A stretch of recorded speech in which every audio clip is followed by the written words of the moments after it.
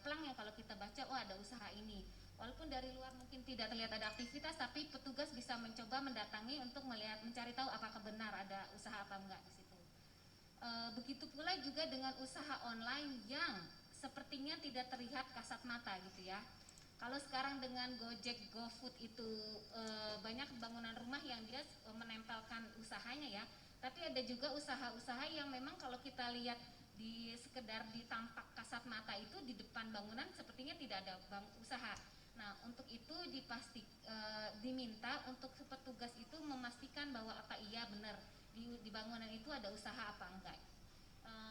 Ini adalah pendekatan yang kita gunakan supaya ya tujuannya itu tadi, pendataan dilakukan secara lengkap, tidak ada yang terlewat dan tidak ada yang dicatat lebih dari satu kali. Berikutnya, oke. Dari diskusi terakhir, ini Kementerian Koperasi akan mengupayakan adanya prelis, yaitu daftar usaha-usaha yang ada di suatu wilayah gitu ya. Tapi saya belum tahu progresnya sekarang, apakah nanti sampai dengan hari H pendataan, apakah pada akhirnya akan digunakan atau enggak prelis itu. Pertama itu, apabila memang nanti akan disediakan prelis dari teman-teman di pusat, Kemenko Pusat, maka teman-teman daerah bisa menggunakan prelis ini sebagai acuan untuk pendataan. Tapi karena informasinya prelis ini dibentuk dari blast message, di mana tidak mungkin kriteria yang tadi sudah kita tentukan belum tentu sesuai dengan data yang ada, ini maka perlu dilakukan dulu verifikasi untuk usaha-usaha yang ada di dalam prelis gitu. Apakah dia memenuhi syarat untuk masuk dalam cakupan? Pertama, tadi ya, dari segi kategori itu bukan A, O, dan T. Kemudian apakah dia menetap dalam suatu bangunan, seperti itu. Nah, prelis kedua adalah untuk prelis koperasi. Karena saya yakin teman-teman di daerah punya daftar koperasi di wilayah masing-masing. Nah, dengan basis register ini kita pastikan bahwa koperasi yang memang terdaftar di data teman-teman itu dicatat ya, dicacah gitu ya. Kedua adalah prelis untuk usaha menengah. Dari diskusi terakhir ini Kemenkop Pusat itu akan mencoba untuk mendaftarkan daftar usaha menengah yang ada di suatu wilayah, karena memang secara ekonomi statistik kita memastikan bahwa usaha besar yang memang berkontribusi di suatu wilayah itu jangan sampai terlewat. Itu kan nanti jadi acuan awal orang ya, ketika ada pendataan lengkap ternyata ada nih perusahaan yang kita tahu bahwa dia berkontribusi cukup besar, kok nggak ada di daftar hasil PL ini, pendataan lengkap ini. Hal itu yang dicoba diminimalisir. Terakhir diskusinya gitu, akan diupayakan akan ada daftar untuk usaha menengah. Tapi kalaupun tidak, mungkin selanjutnya nanti teman-teman bisa memastikan lagi ke pusat, menanyakan bagaimana dengan acuannya ya akhirnya, bahwa supaya usaha-usaha menengah itu tidak lewat, jangan sampai mereka tidak tercatat di pendataan lengkap ini, seperti itu. Nah, teknis selanjutnya adalah enumerator mendata tadi ya, setiap koperasi yang terdaftar di prelis, kemudian enumerator mendatangi UMKM yang terdaftar di prelis yang tadi dia memenuhi syarat apa enggak. Selanjutnya enumerator melakukan pendataan UMKM di wilayah kerja yang belum ada di daftar prelis. Jadi kalau tadi itu skenario di mana prelis disediakan. Kalaupun prelis sudah disediakan, ini bukan berarti menjadi targetnya cuma itu aja gitu ya. Bisa jadi banyak usaha-usaha yang belum masuk di dalam prelis. Karena itu maka enumerator itu perlu mencari tahu di lapangan itu ada nggak usaha-usaha lain yang sebenarnya merupakan cakupan tapi belum ada di prelis, maka itu perlu ditambahkan. Dan sebaliknya, kalau ternyata di prelis ada usaha yang tidak memenuhi kriteria, itu tidak perlu didata. Nah, hal lainnya adalah enumerator dan supervisor memastikan bahwa koperasi, usaha menengah, dan usaha yang beroperasi secara online ini tercatat, seperti itu.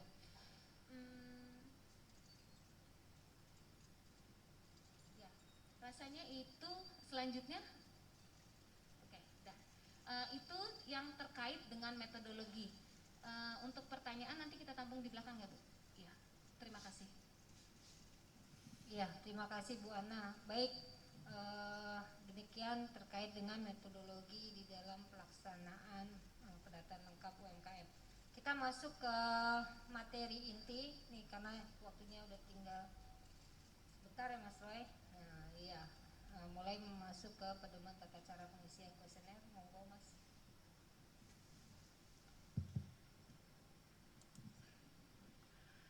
Ya, saya izin berdiri di bawah aja ya, biar lebih dekat, biar lebih kelihatan juga gitu.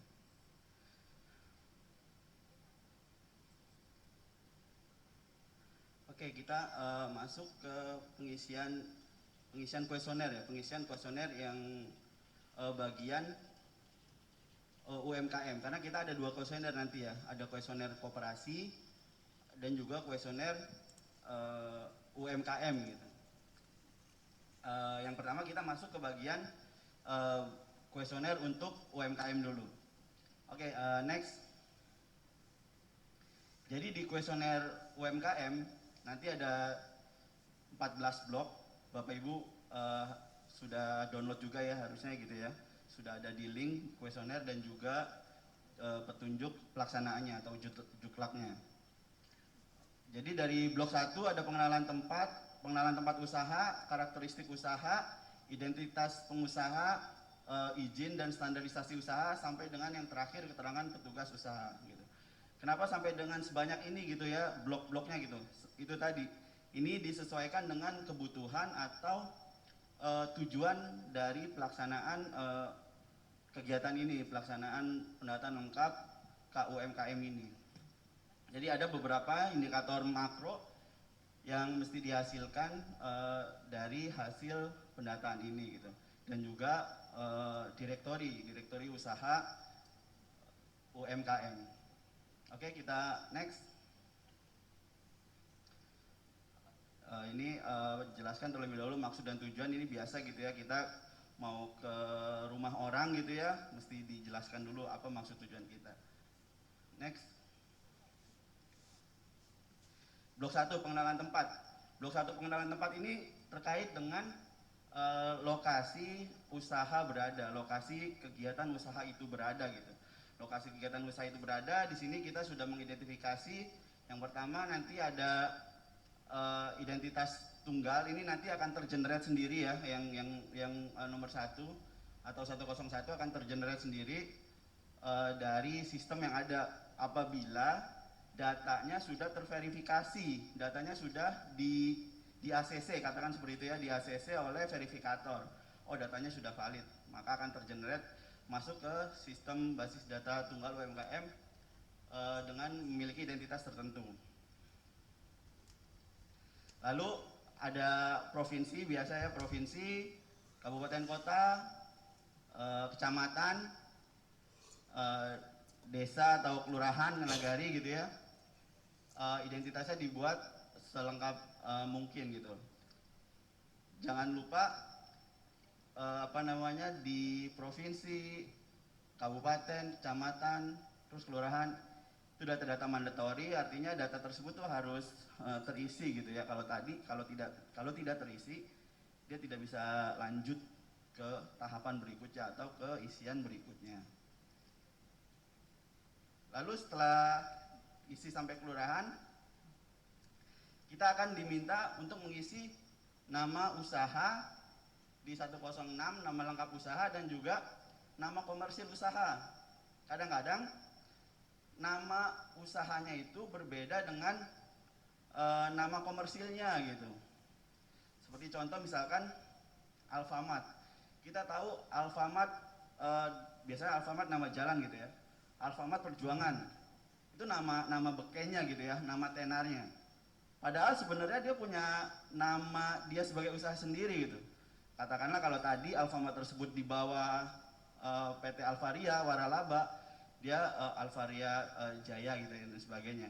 Atau kalau dia udah dibeli oleh satu pengusaha tertentu, dia bisa jadi namanya PT bla bla bla. Ada namanya sendiri.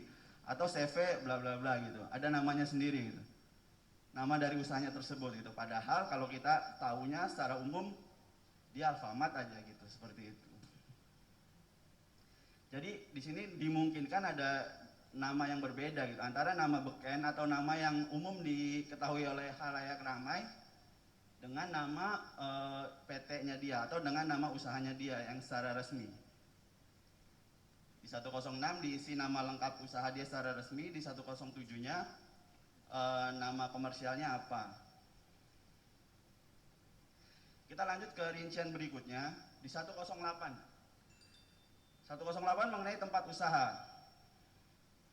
Tempat usaha ini tadi sudah dijelaskan Bu Deputi juga bahwa cakupan yang mau kita ambil di kegiatan ini adalah untuk usaha-usaha yang menetap. Usaha menetap di mana? Ada di bangunan khusus usaha, bangunan campuran. Lalu ada juga bangunan tadi disebutkan teman kami juga di metodologi bahwa ada usaha-usaha online gitu, usaha-usaha online yang mungkin kasat mata nggak kelihatan gitu usahanya gitu kan, tapi memang di sini dibutuh kejelian enumerator atau pengetahuan, atau tadi kita bisa nanya gitu ya, door to door atau snowballing, sebenarnya di rumah tersebut ada usaha online apa enggak, misalkan seperti itu. Kalau misalkan ada, itu kita cacah di rumah gitu ya. Oke, tempat usaha, next. Oke, ini next. Kita lihat rincian tempat usaha. Next, boleh next. Selanjutnya. Nah, ini tadi untuk definisi tempat usaha. Sebelumnya dulu.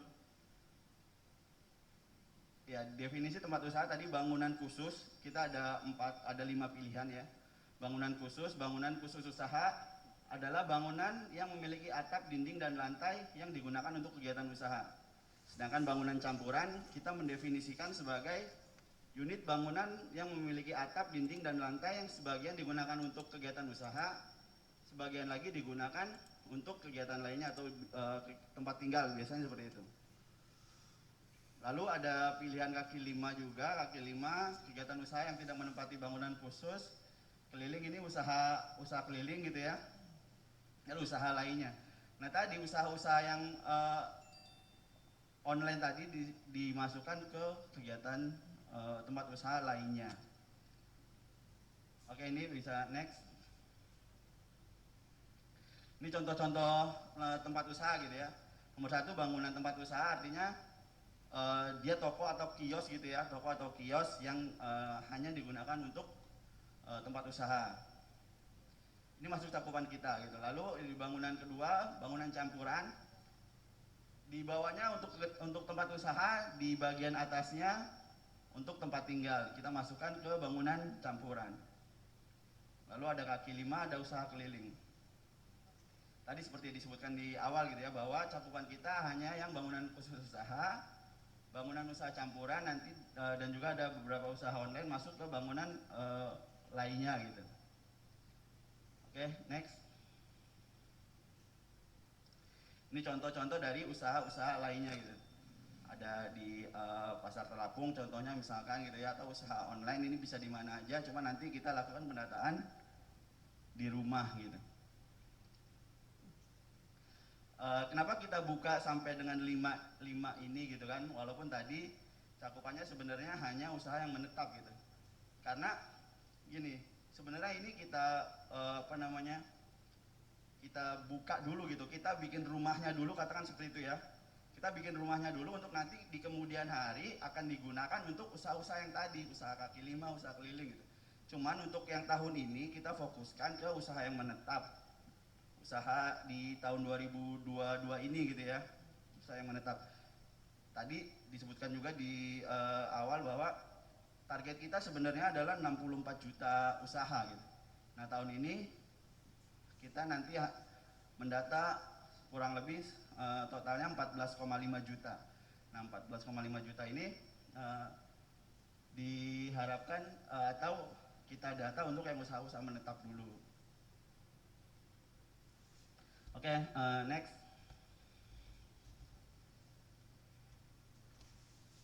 pengenalan tempat. Lalu di sini ada alamat. Ini alamat isikan lengkap gitu ya, dari nama jalannya apa, lalu RT RW, kode pos, nomor telepon, ya nomor telepon, nomor HP, email juga, fax dan sebagainya ya. Alamat diisi lengkap sesuai dengan alamat dari usaha tersebut gitu.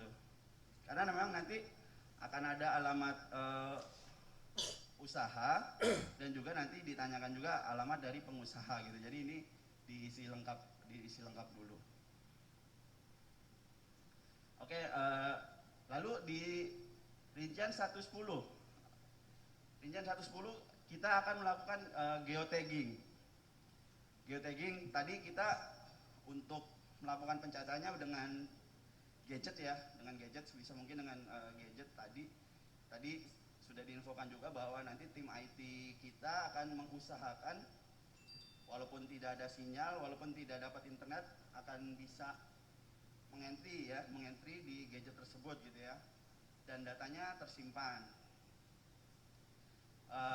Ya seperti itu. Di sini minta geotagging kalau misalkan kita punya gadget internet lancar sebenarnya bisa langsung ngetek. Oke, lokasi kita di sini gitu kan, udah langsung di tagging, langsung ketahuan latitude atau lintang dan bujurnya berapa gitu, udah langsung ketahuan. Oke, ini next.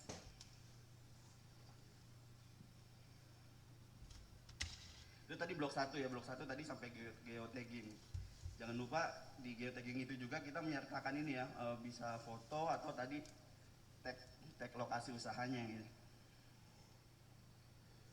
Lalu di blok 2 ini mengenai karakteristik usaha. Karakteristik usaha yang penting juga di sini adalah kegiatan usaha.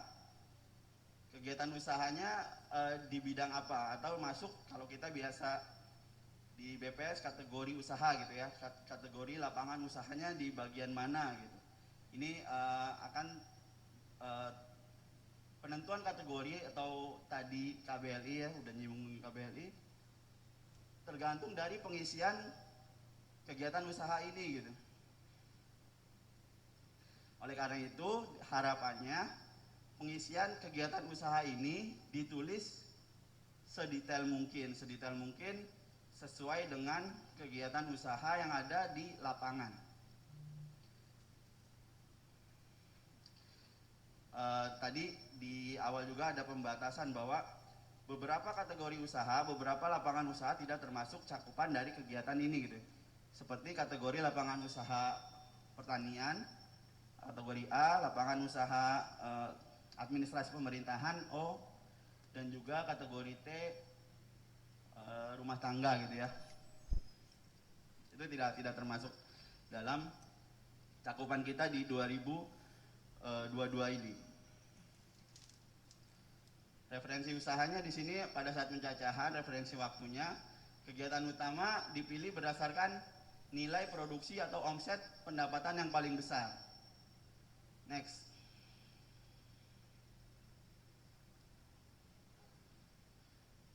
Karena gini, bisa jadi dalam satu usaha itu ada beberapa kategori usaha sebenarnya di situ gitu ya. Misalkan dalam satu warung toko sembako gitu. Warung toko sembako ternyata di situ juga menyediakan token listrik misalkan. Atau di warung itu juga menjual es batu, biasa gitu kan. Atau di warung itu juga bisa juga ngisi pulsa gitu. Nah, kalau kita runtut kegiatan-kegiatan tersebut itu sebenarnya kegiatan atau usaha tersebut itu terbagi dalam beberapa jenis kategori usaha. Katakanlah tadi untuk usaha sembako sendiri kegiatan usahanya sebenarnya kegiatan perdagangan. Lalu usaha jual token listrik itu kegiatan usahanya masuk ke listrik kategori D gitu ya.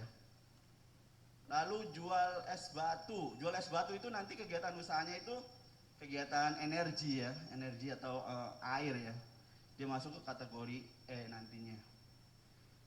Terus lalu dia jual pulsa juga itu dia masuk ke kegiatan kategori J, informasi teknologi.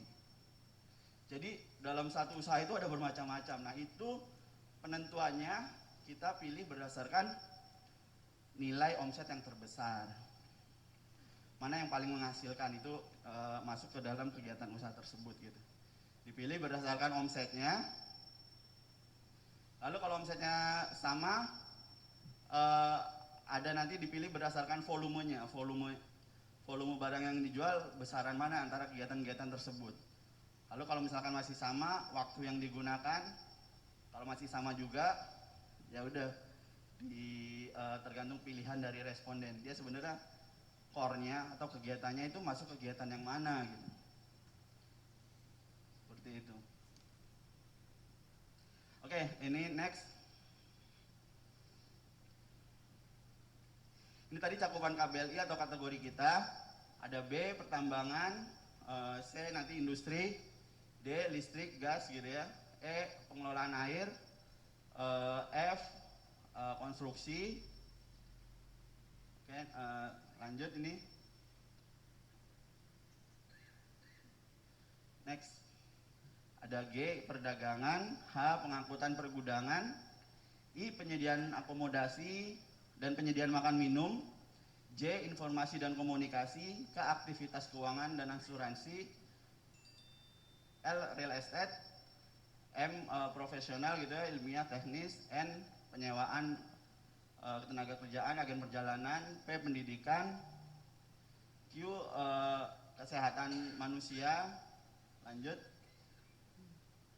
R, kesenian, S, aktivitas jasa lainnya, U, badan usaha internasional. Jadi ada banyak kategori ini, sekitar 19-an ya, sekitar 19-an kategori usaha yang menjadi cakupan.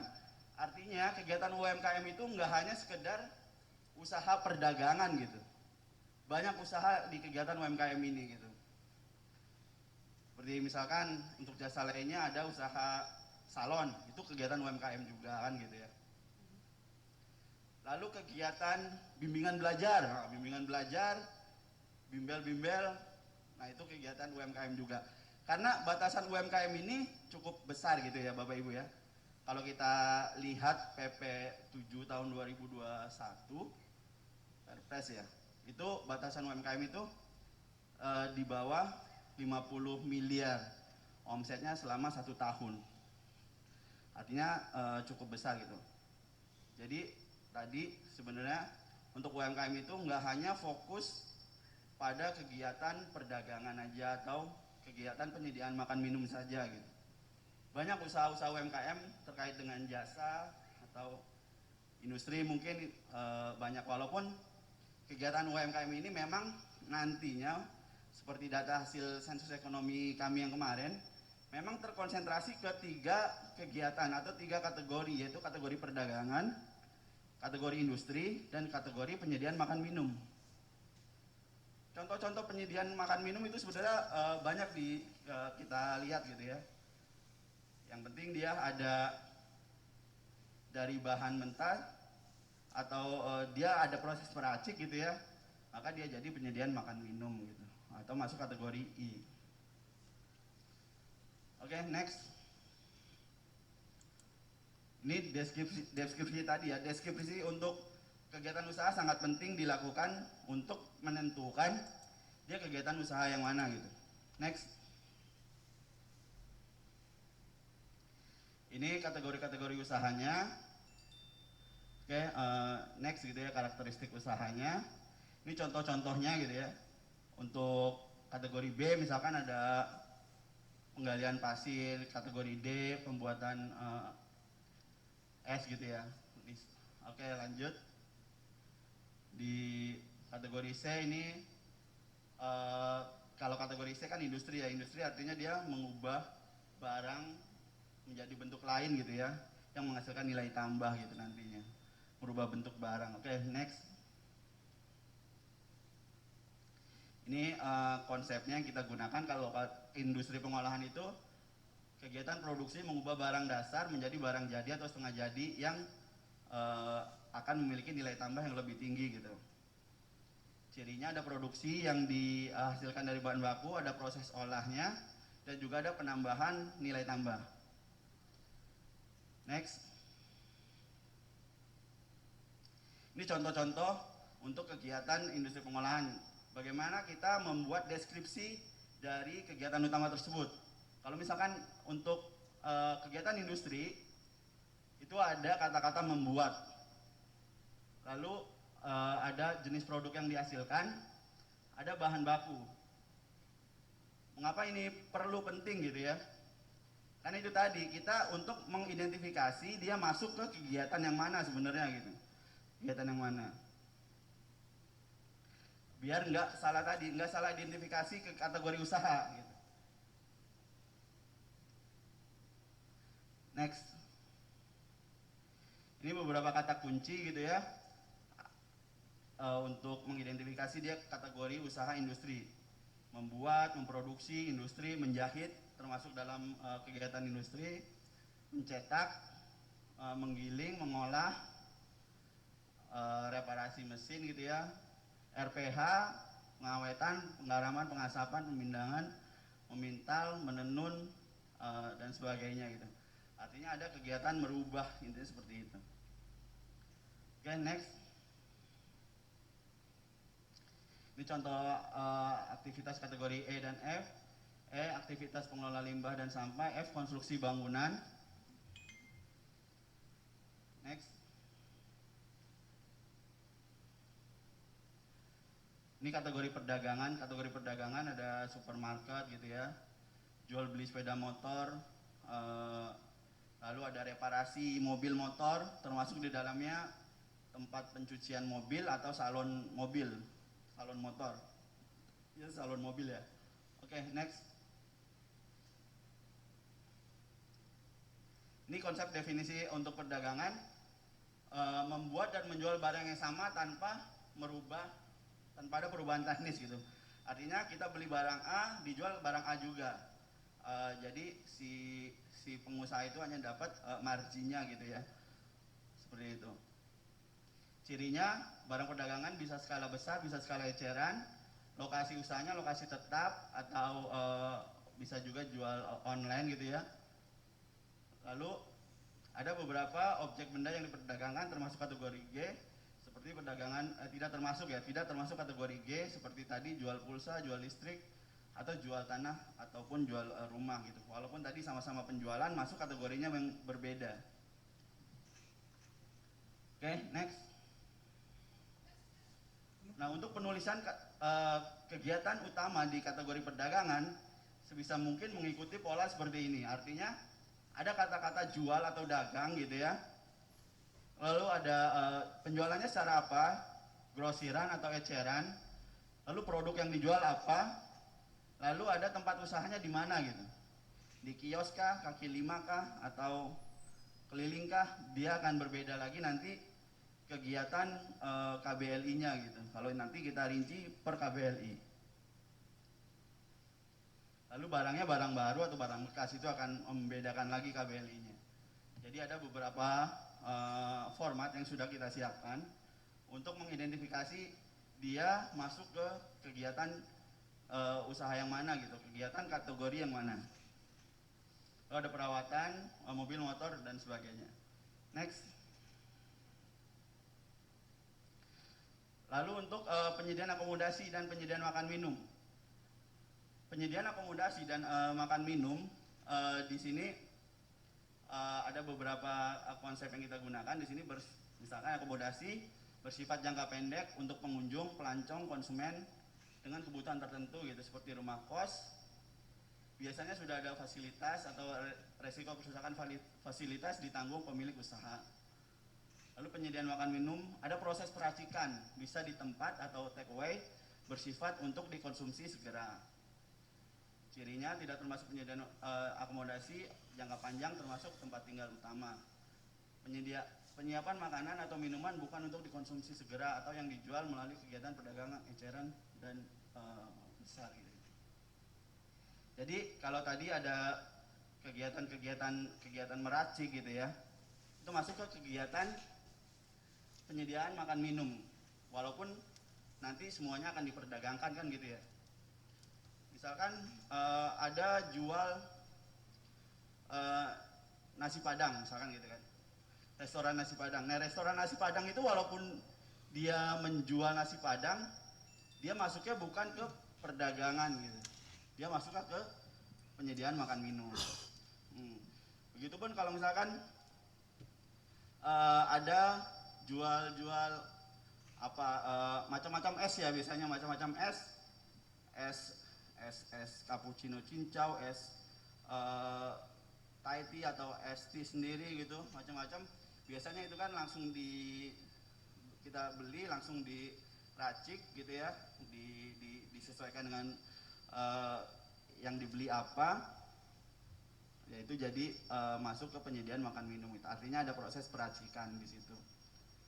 Walaupun diperdagangkan, tetap masuknya ke kegiatan penyediaan makan minum.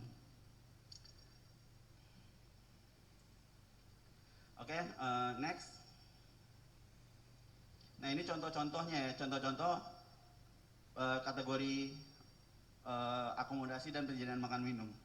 Ada penyediaan akomodasi, depot minuman atau kafe-kafe gitu ya, masuknya ke penyediaan makan minum.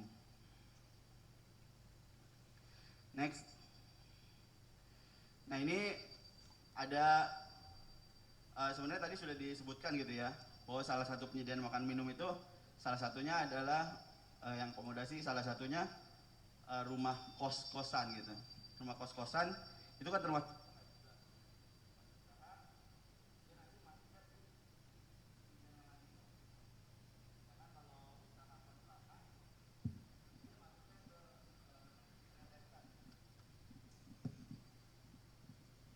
jadi ada perbedaan kategori antara pemilik usaha kos-kosan dengan pemilik usaha kontrakan. Next. Ini contoh kasus-kasus yang biasa kita temui sehari-hari ya. Next.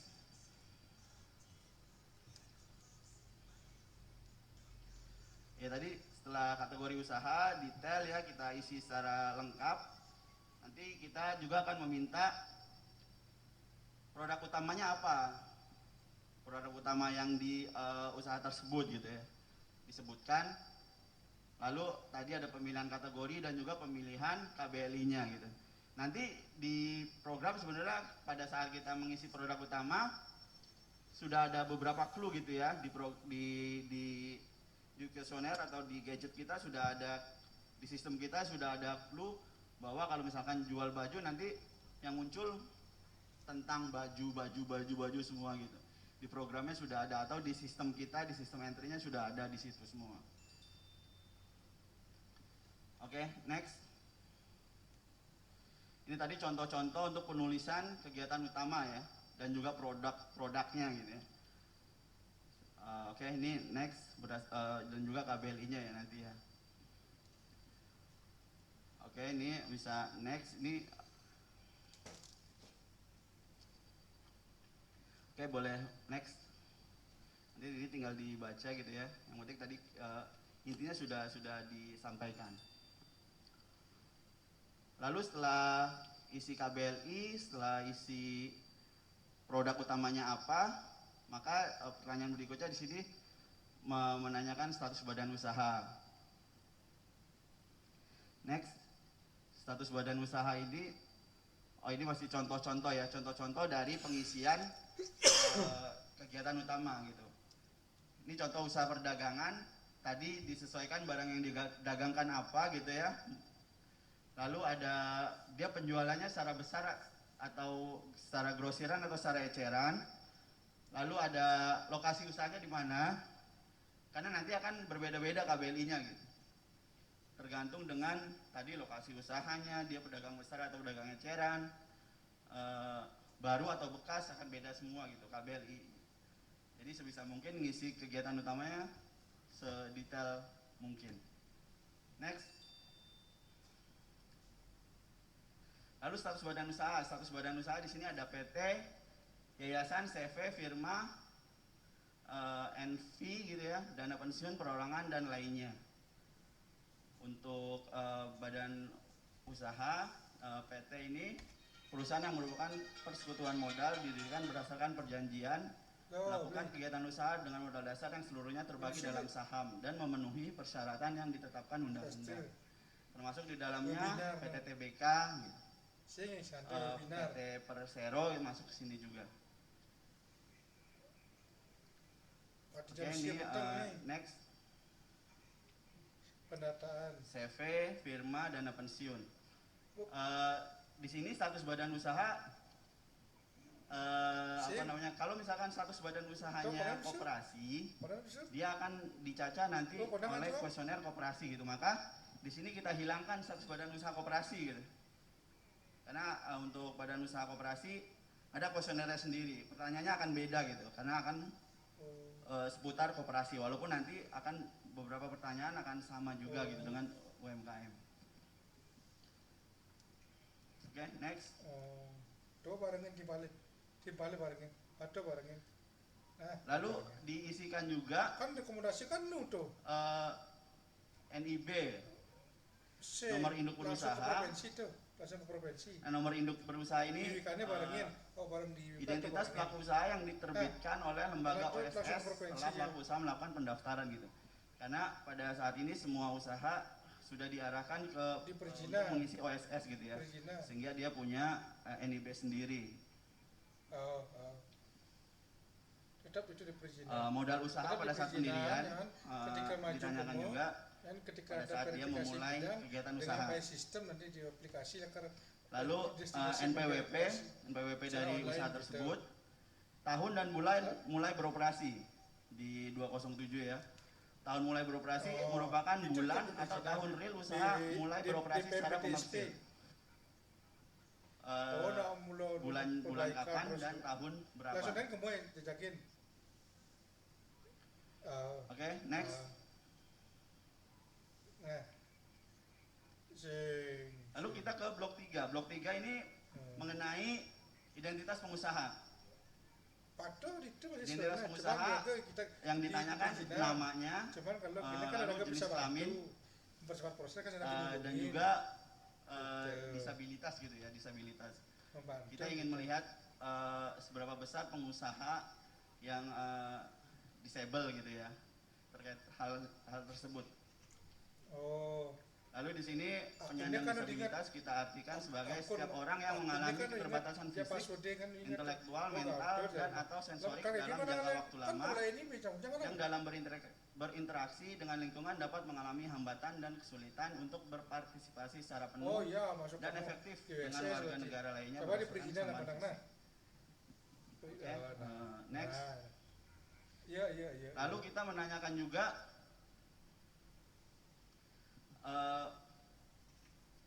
tempat tanggal lahir, ya tempat lahir ya, tanggal lahir pengusaha terkait dengan usia pengusaha gitu ya, apakah masuk usia muda, pengusaha muda atau tidak, nanti ke arah kedepannya. Lalu kita tanyakan juga status pengusaha. Status pengusaha di sini hanya pemilik atau pemilik dan penanggung jawab. Ini kaitannya nanti kita akan melihat rasio kewirausahaan di satu wilayah gitu ya. Kita berdasarkan data di data ini gitu. Status pengusaha tersebut. Oke. Status pengusaha, lalu ada NIK pengusaha, NPWP pengusaha, lalu ada alamat gitu ya. Alamat pengusaha di situ tadi ditanyakan, alamat pengusaha ini akan ditanyakan apabila lokasi usahanya berbeda dengan alamat dari pengusaha tersebut gitu. Next. Lalu pendidikan formal. Pendidikan formal ini diisi berdasarkan jenjang pendidikan terakhir yang ditamatkan gitu ya. Yang pendidikan terakhir yang ditamatkan artinya dia sudah ada ya sudah tamat lah ya. Sudah tamat biasanya ditandai dengan sertifikat ketamatan gitu ya, atau tanda kelulusan atau ijazah. Biasanya seperti itu. Lalu ada partisipasi koperasi, apakah pengusaha tersebut menjadi anggota koperasi. Sini kaitannya juga nanti akan dilakukan perhitungan share koperasi mungkin ya terhadap PDP gitu, sebagainya seperti itu. Lalu kalau misalkan anggota koperasi iya atau tidak gitu ya. Lalu ditanyakan juga apakah pengusaha menjalani profesi lain gitu ya. Profesi lain di sini contoh profesinya ada PNS, TNI, pegawai BUMN lainnya gitu. Profesi lain dari pengusaha tersebut apa gitu. Itu kita tanyakan juga gitu. Karena tempo hari